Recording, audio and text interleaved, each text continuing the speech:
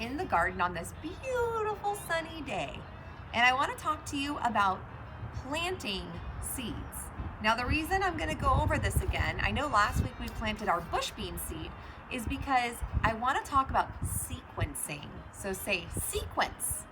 A sequence is an order in which things happen, okay? So I want to talk about every step we take to plant this seed.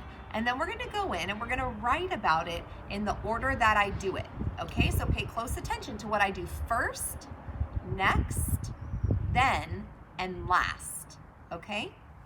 I hope that by now you received your mail from me and inside the little surprise, which is a pack of flower seeds, and these are called zinnias. Okay, I hope that you got them from me. If you didn't, send me a message so I can send you another pack, okay? So I'm gonna show you how to plant your zinnias. I need the seeds, I need some soil or some dirt, and some water, okay? Whoops. So let's get started. Okay, the first thing I'm gonna do is I'm gonna put soil in my pot. I'm gonna put the soil in the pot, and I'm going to use my hands because I don't mind getting a little dirty. You can use gloves if you want, or a shovel, but sometimes I like the way the dirt feels. I like to use my hands. So you're gonna fill it up pretty full, almost to the top, a couple of handfuls, and then you wanna spread it around and make it nice and flat on the top so it looks like this. Okay, so that's step one, putting soil in the pot. Okay, step two is I'm going to plant flower seeds. So I'm gonna make a couple of holes, about 3, and inside each hole, I'm going to put about 2 or, well, probably more, 3 seeds in each hole.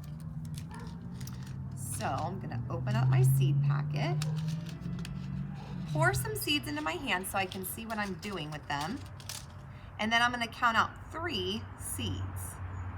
And I'm gonna drop them in the hole. Now my hole is very shallow. It's just a short little hole because they don't need to be planted down deep. Okay, these flowers aren't gonna have really deep root systems, okay? So I'm gonna put 3 seeds in each little hole. If you wanna do a little bit more than that, that's okay too. See what happens, see what grows, okay? Maybe I'm gonna make a 4th hole too, okay? Okay, then you're gonna smooth the soil or add just a little bit more to cover the top of all the seeds. They should be hiding from you now. You shouldn't see them anymore. Okay, so step 2, first, well, let's start from the beginning. First, I put soil in the pot. Then next, I planted seeds in the soil. Then I'm going to add some water to the soil and the plant because I know that seeds need water to grow. They have their soil, they have space, and now I gave them a nice drink of water. Okay, so first I put soil in the pot. Next, I planted seeds in the soil. Then I gave the soil or the plant some water. Last, I'm gonna put it in a sunny spot, okay? So I'm gonna put it in the sun to grow. And I think this is going to be a good spot over here where it's getting a lot of sun. On the back of the seed packet, it tells me that I need to put my plant in full sun. It needs to be in the sun all day long. So this is a good sunny spot in our backyard where the plant will get a lot of sun to grow, okay? So I can't wait. If your seeds start to grow, the ones that I sent you, please send me a picture, or you could draw a picture of what they look like. Count how many days it takes for you to see a sprout from when you first plant it. So maybe in 3 or 4 days, we'll see a little green sprout pop up, maybe, okay? So send me a picture or draw it for me, okay, when it starts growing. All right, let's go inside and start our writing. All right, everyone, now we're inside and we're gonna start our writing. But before we do, I wanna review this chart we made last week about story elements, okay? I'm gonna use my fun little bunny pointer I made earlier this week in the other video for math. So story elements. Every story has elements to it or things it needs to be a story. So first are characters. And characters can be animals or people or things. It's what or who your story is about. So today our story is going to be about our plant. The setting is where the story takes place. So we need a character and we need a setting.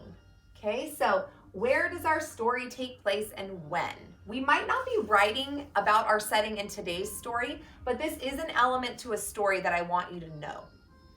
And last, we have our plot. So what's going on in the story? And within the plot, we need to sequence our events, okay? So there needs to be a first, next, and last, or a beginning, middle, and end to our stories, okay? So the beginning is the first thing, the middle is the next thing, and the last thing is what happens in the end. So I just want you to know that today we're going to talk about sequencing. I'm even going to write the word sequencing up here on our chart.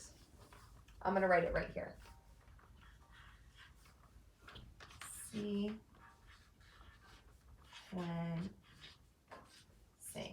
Uh-oh, I might have misspelled it. I'll double check later. All right, so now we're going to write about planting our seeds. Okay, I'm gonna put my little bunny pointer down. And I'm gonna think back about what the first thing was that we did when we were outside. Okay, I think I remember what the first thing was. The first thing we did was put soil in the pot. So I need to write that as my first sentence. So I'm gonna draw a line. And this up here will be where I draw my illustration. I need more room today because I'm going to write 4 sentences in my story. Okay? And I'm going to start my sentence with the word first.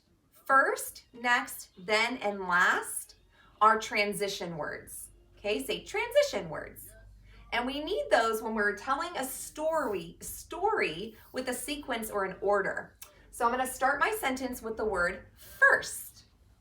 I'm going to use an uppercase F or a capital F to write this word first.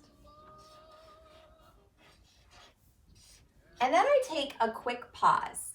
So I'm going to put a comma after the word first. First, because I did the planting, I put, finger spaces, put, finger spaces again, soil, and I'm going to use my estimated spelling. Soy.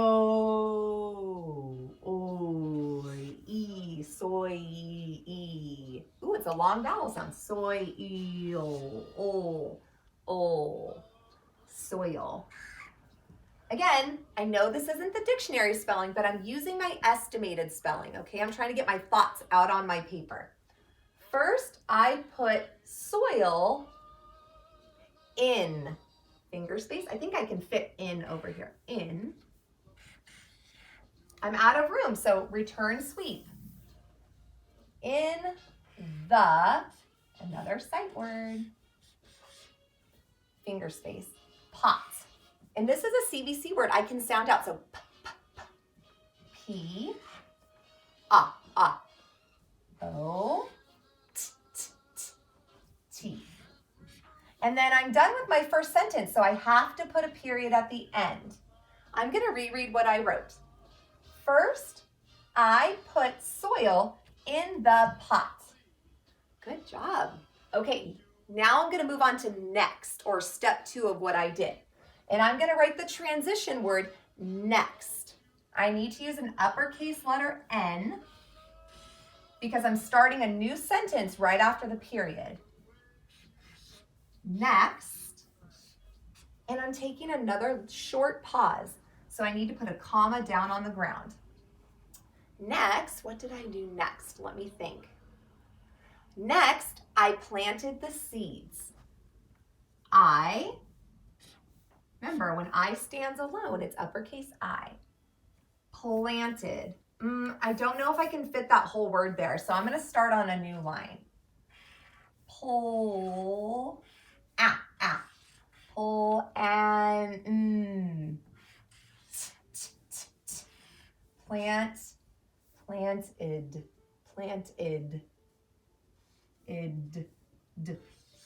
I planted seeds. Now I could be more specific and I could say I planted 3 seeds, or I could even say I planted 3 flower seeds. But for now I'm going to write, next I planted the seeds.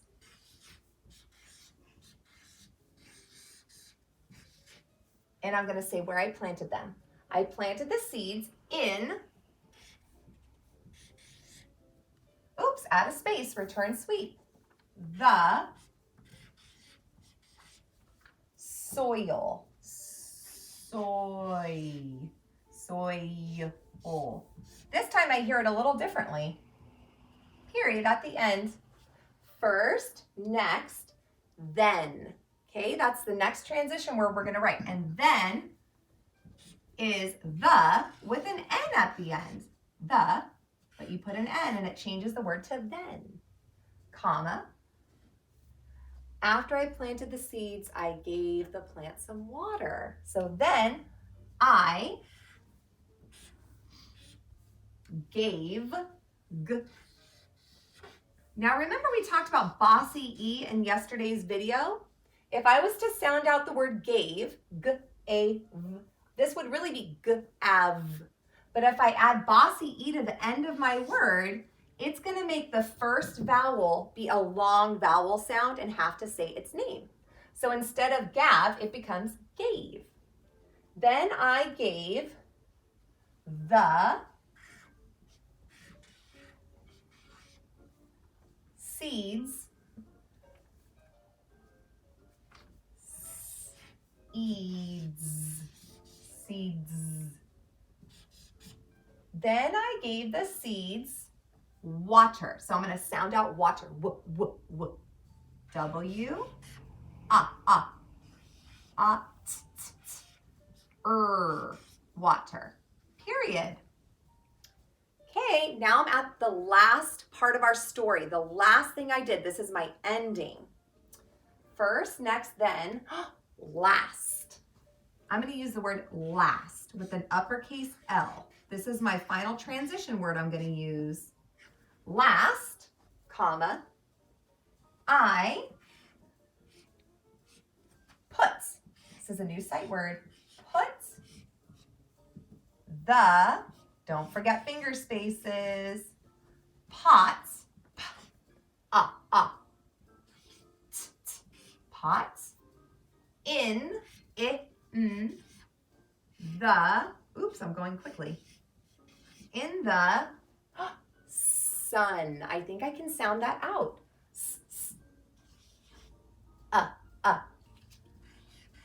Sun.